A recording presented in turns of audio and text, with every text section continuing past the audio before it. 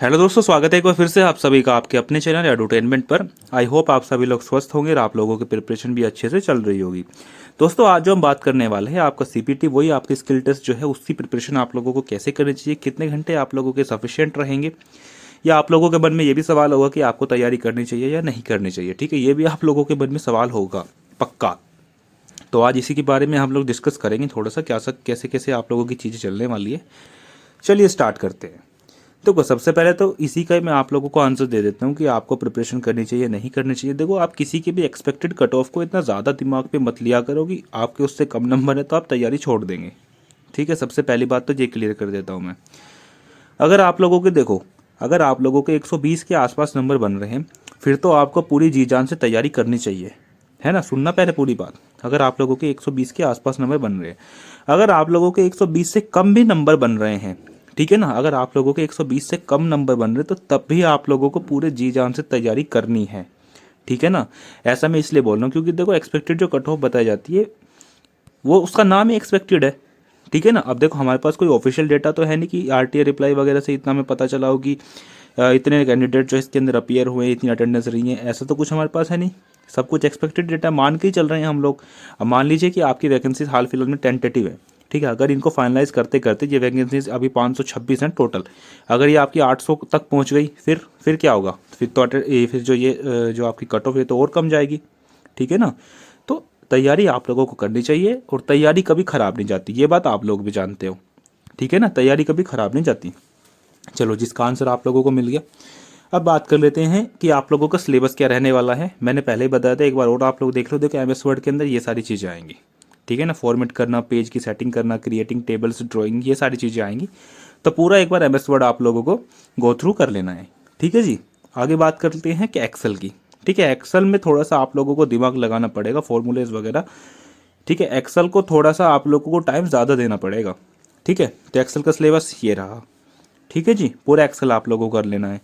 ठीक है, power point की बात करते हैं तो पावर पॉइंट तो देखो आप लोगों ने कई बार करा भी होगा, क्योंकि एक्सेल से हम लोग जो है ना पीछे हटते जाते हैं, क्योंकि एक्सेल में बिल्कुल बोरियत होती है, काम को करने मज़ा नहीं आता। तो इसलिए हम एक्सेल को शुरू से ही जो है ना, जब आप टेंथ में तो होगा ना आप लोगों के पास कंप्यूटर स्कूल में, तो वहाँ पे क्या होता था कि एक्सेल से हम थोड़ी दूरी बना के रखते थे। ठीक है ना, तो इसलिए एक्सेल जो है थोड़ा सा हमें हार्ड लगता है। ड्यूरेशन की बात करते हैं तो 60 मिनट का आप लोगों का टेस्ट होने वाला है। पहले ही बताया था क्वालिफाइंग है, क्या क्या चीज़ें चलेंगी। ठीक है, सब कुछ बता रखा है आप लोगों को। अब बात कर लेते हैं कि आप लोगों के देखो, वही है सबसे जो खतरनाक टॉपिक है आप लोगों का, वही है एक्सेल। ठीक है ना, जिसको करने में आप लोगों को पूरी बोरियत महसूस देगी। क्रिएटिव, जिसमें आप लोग मतलब आपका दिमाग ना नई नई चीज़ें बनाने की कोशिश करेगा। हाँ भाई, ये फ़ॉन्ट लगा दूँ, ये फ़ॉन्ट लगा लूँ, ये वाली एनिमेशन लगा दूँ, इस तरह का टेक्स्ट ले लूँ, इतना साइज़, इतना ये कर लूँ। ठीक है, इनमें आपका दिमाग चलेगा, लेकिन इसमें नहीं है।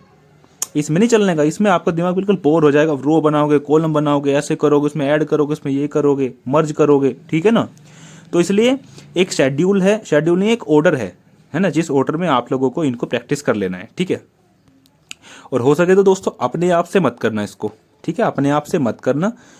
अगर आपने पहले से किया हुआ फिर तो अच्छी बात है, अगर आप लोगों ने नहीं किया है तो आप कहीं कोचिंग वगैरह लगा सकते हैं। ठीक है ना, लगा सकते हैं बोल रहा हूँ मैं। ठीक है, अपने आप से मत घुस जाना इसमें। ठीक है ना। तो अगर कोचिंग आप लोगों को सही सस्ते दाम पे मिल रही है, वही 500-600 के दाम पे अगर आप लोगों को मिल रही है ऑफलाइन, तो आप लोग वहाँ पे जाके इसको कर सकते हैं। ठीक है ना। खासकर एक्सेल के लिए बोल रहा हूँ, इनको तो आप लोग कर सकते हैं, ये तो सिंपल है। एक्सेल के लिए आप लोग जो है कोचिंग वगैरह लगा सकते हैं। ठीक। अब बात कर लेते हैं कितने घंटे आप लोगों के लिए सफिशिएंट रहने वाले हैं। देखो, ये बच्चे पे डिफर करता है कि कौन सा बच्चा की एफिशिएंसी कैसी है। ठीक है, अब कोई एक चीज़ को 1 घंटे में समझ रहा है, कोई उसी चीज़ को 2 घंटे में समझ रहा है, तो डिफरेंस आ गया ना यहाँ पे तो। लेकिन फिर भी अब मैं आप लोगों के आइडिया दे देता हूँ कि अगर आप लोग 2 से ढाई घंटे अगर इस पे देते हैं, ये मैक्सिमम टाइम है दोस्तों, ये मिनिमम मत समझना, इससे ज़्यादा कंप्यूटर पे आगे बैठना ही नहीं। ठीक है ना, अगर आप 2 से ढाई घंटे देते हैं तो आप लोग इसको क्वालिफाई कर लेंगे, क्योंकि देखो रिजल्ट की बात करें तो फरवरी के फर्स्ट वीक तक ही आएगा आपका रिजल्ट। ठीक है ना, जिस तरह से इसरो ने अभी तक इन चीज़ों को कराया है, 1 साल डिले करके इसको जो कराया है, फरवरी के आसपास ही आप लोगों का रिजल्ट देखने को मिलेगा, उससे पहले कोई भी है ही नहीं चांस। ठीक है, 2 से ढाई घंटे आप रोजाना दो इसको, तो आप लोगों का आराम से क्लियर हो जाएगा। ठीक है जी। ऑर्डर की बात करते हो तो देखो, सबसे पहले आप लोगों को एक्सेल को निपटाना है, मैंने बताया था एक्सेल को क्यों करना है। फिर उसके बाद एमएस पावर पॉइंट को लेना है, फिर वर्ड को लेना है। ठीक है, क्योंकि एक्सेल के बाद एकदम बोर हो जाएगा दिमाग, एकदम प्रेशर में आ जाओगे आप। ठीक है दोस्तों, ऑर्डर की बात करते हैं तो ऑर्डर में सबसे पहले आप लोगों को एक्सेल को निपटाना है, उसके बाद एमएस पावर पॉइंट को निपटाना है, उसके बाद एमएस वर्ड को निपटाना है। ठीक है, एक्सेल का मैंने बताया था कि क्यों आपको इसको पहले रखना है, ठीक है ना, क्योंकि बोर हो जाओगे। फिर बोर के बाद एकदम आप लोगों को क्रिएटिव काम चाहिए, कुछ इंटरेस्टिंग चीज़ चाहिए आप लोगों को कुछ, ठीक है ना। तो उसके बाद फिर आप पावर पॉइंट पाओ, मस्त अपने स्लाइड वगैरह बनाओ, ठीक है ना। इसमें पावर पॉइंट में फुल मजा आने वाला है आप लोगों को, ठीक है ना, इसमें आप बिल्कुल बोर नहीं होगे।